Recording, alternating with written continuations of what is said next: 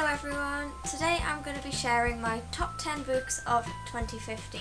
As I read 60 books in 2015, this was quite hard to narrow it down to 10, but I have managed, so let's get to it. I'm going to do my list from 10 to 1, 10 being my least favourite on the favourite lists, and then 1 being the most favourite, of course. This was also really hard to put this order out because I just love all of these books, so it's really difficult. So this is like a rough list, not like an absolute definite, but a rough list. So here we go. At number 10, it's Christmas with Billy and Me by Giovanna Fletcher. I absolutely love this book. It is perfect for around Christmas time because it gets you really into the Christmas spirit, and the imagery I got in my head from Giovanna's writing, which is fantastic, is just amazing. Like the way she describes the coffee shop and the decorations to put up, even like the angel on top of the tree. It's just amazing. It is so nice, and she describes the food so good. Like I can't eat a lot of food because I'm gluten free, but I really just wanted to eat all the food I'm not allowed to eat when reading this book, which isn't necessarily a good thing, but it just makes you so hungry when she's talking about the food. And of course, all of these books on this list are 5-star books to me. So yeah, that's Christmas with Billy and Me at number 10. At number 9 is a graphic novel, and that is Fairest in All the Land by Bill Willingham. This was the first graphic novel I ever read, and I thoroughly enjoyed it, and this got me started on the Fairest series. This is actually a standalone Fairest novel, and I thought that was a good one to start with, as it is a standalone, so if I didn't like it, I wouldn't feel obliged to have to carry on with the Fairest novels, but obviously I did love it, and I have carried on with the Fairest novels. In this graphic novel, we follow Cinderella, who is a secret spy, and she is trying to solve the mystery of who the murderer is. And you find out loads about loads of different fairy tale characters as well as her. They all end up being suspects, and it's sort of cancelling it down to who actually did the murder. It's just really fun, and the artwork in it is just awesome. Like, it's really cool. Yeah, I really did enjoy this book, and I definitely recommend it. Not necessarily to younger readers, as it can be quite violent at times, so if that upsets you, obviously don't pick it up. But yeah, in general, I recommend it to everybody that likes fantasy and fairy tales, basically. I also really like how Cinderella, because she's a secret spy, it just makes it so, like, badass. She is so cool. Whereas obviously in, like, the traditional Cinderella stories and things, she's this girl who lives with a stepmom and gets bullied off her stepsisters and things like that. Whereas in this, she's a complete badass. Like, the stepsisters wouldn't stand a chance against her. And it is just so cool. Like, I can't explain enough how awesome Cinderella is in this. So if you like Cinderella but you want it to be a bit more badass, definitely pick this book up. I also really like, obviously it is full of loads of action scenes. I've never really got bored. There wasn't a bit where I thought, oh, it's been a bit slow here or something. It was just really fast paced and a brilliant read, so I highly recommend it. At number 8 is also a graphic novel, and that is V for Vendetta by Alan Moore and David Lloyd. I've seen the V for Vendetta film, I think it was about 2 years ago, and I really enjoyed it, and it's probably one of my favourite films now. I absolutely love it. It is about a guy called V. You never find out his real name, his kind of code name is V, and he wears this mask, and he has been living in a resettlement home basically, and he hated it obviously, and he wants to get revenge on the people that kept him there. So he plans to blow up Parliament, Guy Fawkes, that kind of thing. It really made me think of the way Britain is actually run, and even though V is obviously trying to blow up Parliament and things like that, I can't really disagree with what he's saying, and I really like him. I just think he's an amazing character. If you like the kind of Guy Fawkes story, things like that, highly recommend. If you don't particularly like violence, probably don't recommend, because it does get really violent on some of the scenes, like really gruesome. But if that doesn't bother you, then definitely pick it up. It is amazing. Again, the artwork, is a lot different to Fairest. It's a lot more like comic book kind of artwork, but yeah, it's just really, really cool. So if you enjoy the Guy Fawkes story, enjoy learning about it and things, this is kind of the same, slightly different take on the Guy Fawkes story, so I would definitely recommend it. And it really does make you think about the way Britain is run. It kind of makes you angry, to be honest. Like, it made me angry, the way Britain's run and things, and I just love V. I think he's amazing. I've also written down a quote that I really like that Alan Moore actually wrote, which is in the back of the graphic novel, and I've just written it down, and it says, "We shouldn't burn the chap every November 5th, but celebrate his attempt to blow up Parliament." Sounds a bit harsh, I know, but I kinda agree with it. This could be really controversial, and I've only just started BookTube, so this is interesting. I just think, like, some of the points V makes are just spot on, absolutely spot on. So yeah, if you like kind of controversial situations and things, obviously I recommend it for that reason as well.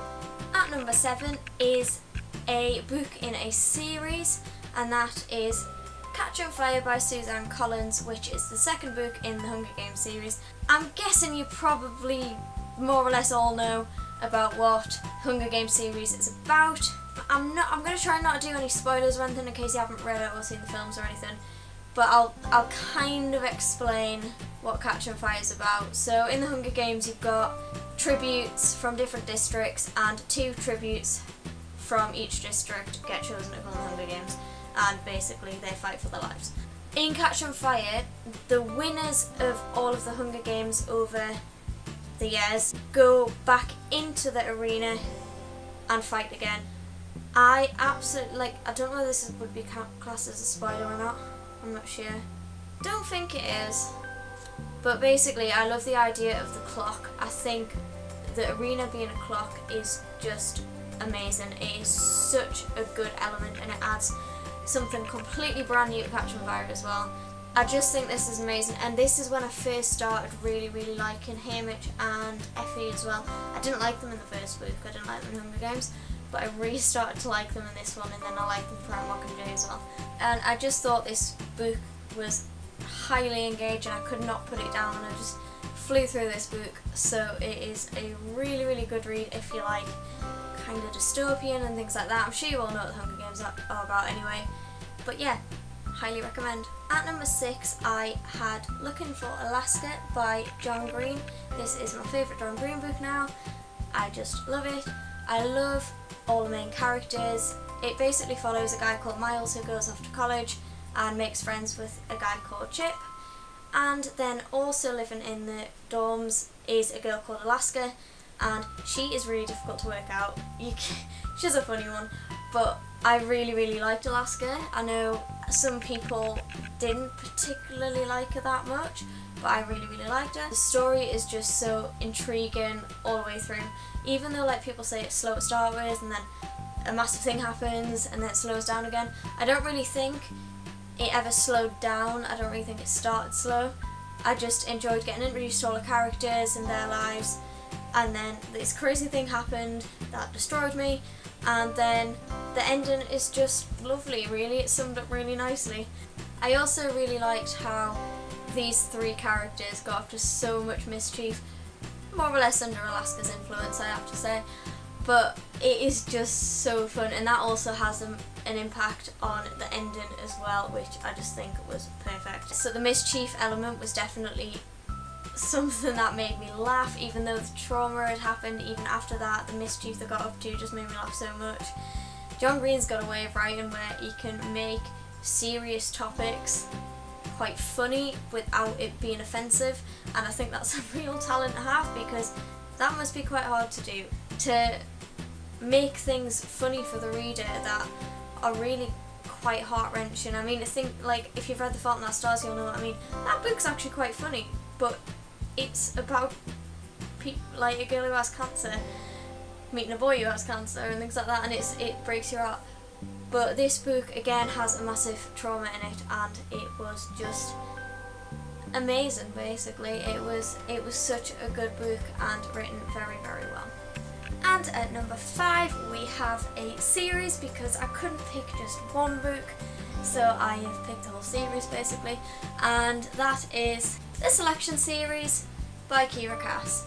I gave these 3 books, the original trilogy, it's meant to be trilogy, 5 stars, and then I give the Air 4 stars, but I'm still classing it in this because I still really enjoyed it, and it's obviously kind of part of the series as well. But The Selection is about a girl called America who takes part in the selection process, which is at the palace where Prince Maxon lives, and he has to choose himself a wife out of all of these girls, America being one of them. During this time there's lots of chaos goes on, the girls have bickering, and then also America has a very good friend called Aspen. They were together at one point, they're not anymore, but they're still really good friends, and it's just about the process during the selection, and each bit has a different name. So you've got the selection, then you've got the elite, and then you've got the one.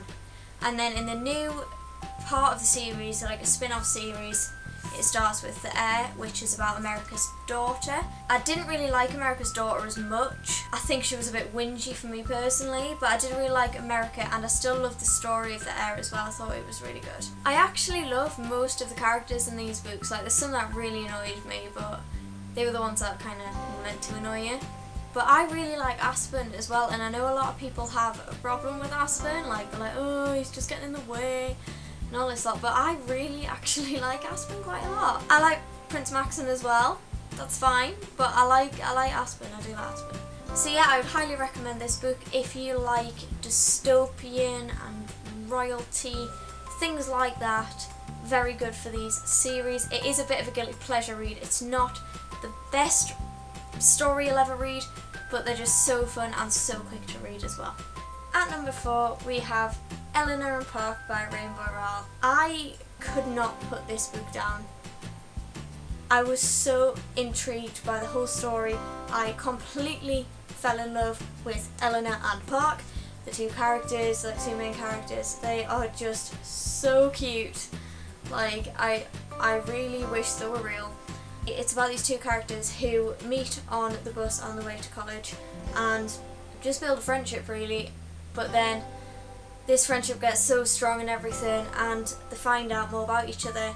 Eleanor has a horrible stepdad, like an absolutely awful stepdad, and Park doesn't get along with his dad so well either, so they kind of got something in common and they support each other through all of the really horrible times that each other are going through. The support system that you have for each other is just amazing. Like, if you've got a friend who supports you as much as these 2 support each other, you are so lucky. Like, I have some really great friends who, you know, do support me if something goes wrong, and I support them and things, but they are just an amazing 2 characters. Like, I love this book so much that I actually rang my friend Shannon straight after, like literally straight after, and she left any kind of house party thing was going on just to talk about Eleanor Park because she read it before me and she was like, Hannah, you've got to read this book, you've got to read this book. So I did read it, and I can understand why she got me to read it now. It is just so cool. It is, I have no words. It's just amazing. We're only at number 4. Is it a 4? Are we at number 4? Yeah, we're only at number 4 as well, so God knows what's going to happen with number 3, 2, and 1. It's so good. Like, the ending though, oh my god, the ending absolutely broke my heart. There needs to be another Eleanor and Park. There needs to be like a second book, because I can't deal with this only being a single book. There needs to be another one. If you agree with that, please let me know in the comments below, because I don't think I'm alone on that, am I? I don't know.